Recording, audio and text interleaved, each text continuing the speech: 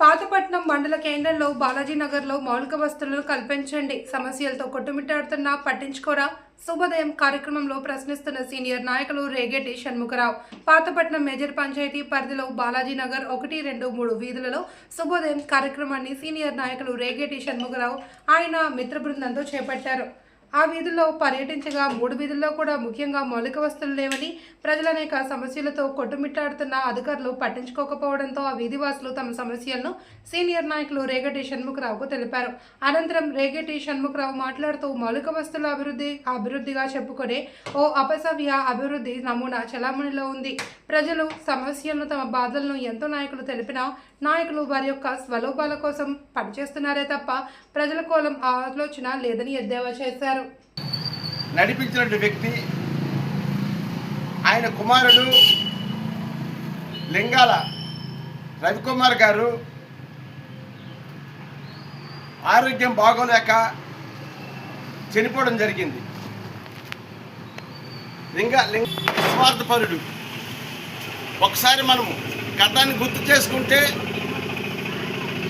పండగల్లో ఆయన చేసిన సేవ అతీతమైన సేవ.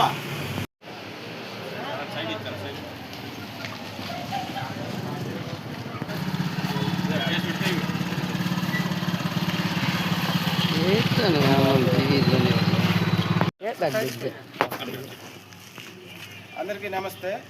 ముఖ్యంగా శుభోదయ కార్యక్రమానికి విచ్చేసి ఎర్లీ మార్నింగ్ మా బాలాజీ నగర్ 3 లైన్లకి వచ్చి మా సమస్యలు తెలుసుకున్న రేగేటి షణ్ముఖరావు డాక్టర్ గారికి నా మనస్ఫూర్తిగా వందనాలు తెలియజేసుకుంటున్నాను. అలాగే మన షణ్ముఖరావు గారు మిత్ర బృందం మరి వాళ్ళ సభ్యులందరూ కూడా వచ్చి ఈ 3 వీధులకి విజిట్ చేసి సమస్యలు తెలుసుకున్నారు. ముఖ్యంగా బాలాజీ నగర్ 1, 2, 3 అనే 3 వీధులు ఉన్నాయి. ఈ 3 వీధులు పుట్టి సుమారుగా 35-40 సంవత్సరాలు అవుతుంది. ఎన్నో ప్రభుత్వాలు వచ్చాయి, ఎంతోమంది ప్రెసిడెంట్లు వచ్చారు, ఎంతోమంది ఎమ్మెల్యేలు వచ్చారు. కానీ ఈ రోజు వరకు కూడా పాతపట్నంలో ఉంటున్న ఈ బాలాజీ నగర్ వాసులకి మేజర్ పంచాయతీలో నివసిస్తున్నాము. మేము కరెంటు బిల్లు కడుతున్నాము, ఇంటి పన్ను కడుతున్నాము, వాటర్ పన్ను కడుతున్నాము, డ్రైనేజీ పన్ను కడుతున్నాము, చెత్త పన్ను కడుతున్నాము, గంధాలయం పన్ను కడుతున్నాము.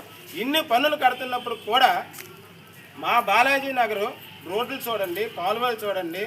ఎంతోమంది ప్రెసిడెంట్లు కాకముందు మనిషిలో ఎటువంటి కోపం కానీ ఆవేశం కానీ ఉండకుండా ఎదుటి వ్యక్తికి తన వ్యక్తిగా భావించి అంత చక్కగా పండగల్లో సహకరించిన వ్యక్తి ఈవేళ చనిపోవడం జరిగింది. ఆయన చనిపోవడానికి సందర్భించి మనందరము ఒక 2 నిమిషాలు మౌనం పాటించి నివాళులర్పిస్తామని కోరుకుంటున్నాను. సమస్యలు మేము చెప్పకముందే మీ సమస్య ఇది ఉంది, మేము వస్తాము చేస్తామని చెప్పేసి ఎంతోమంది చెప్పారు. కానీ ఈ వీధిలో మాత్రం ఏది కూడా ఒక 5 పనులు ఉన్నాయి. 5 పనులు కాలువ, వాటరు, డ్రైనేజీ, కరెంటు, ఇలా 4 పనులు ఉన్నాయి. 4 పనుల్లో కనీసం మేము పదవిలోకి వచ్చిన వాళ్ళు, అంటే ఇప్పుడు ఉంటున్న పదవిలో ఉన్నవాళ్ళు కనీసం ఈ 4 పనుల్లో మేము 4 పనులు ఒకేసారి చేసేయండి అని అనట్లేదు. కానీ ఒక్క పని చేయండి, మేము వాడుకున్న నీరు కాలువలోకి వెళ్ళాలి, మేము తాగి పడేసి నీరు కాలువలోకి వెళ్ళాలి, మేము నడవడానికి సరైన రోడ్ లేదు, కరెంటు స్తంభాలు లేవు.